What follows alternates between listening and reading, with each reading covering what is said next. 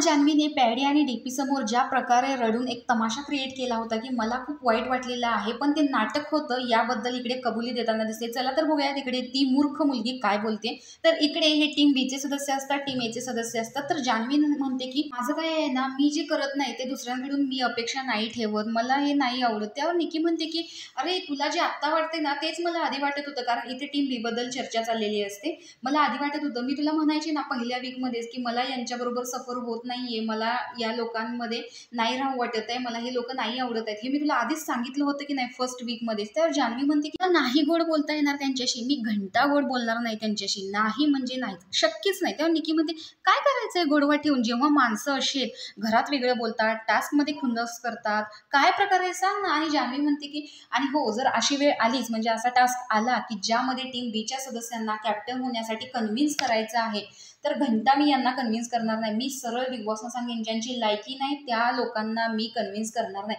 काय होणार आहे, फार फार तर कॅप्टन होणार नाही आणि बाहेर जाईन, पण ताट मानेने बाहेर जाईन. मी अशी झुकणार नाही मी यांच्यासाठी, आणि मला असं गिल्ट पण नाही राहणार मनामध्ये की मी कुठेतरी थांबले, यांच्या पुढे झुकले.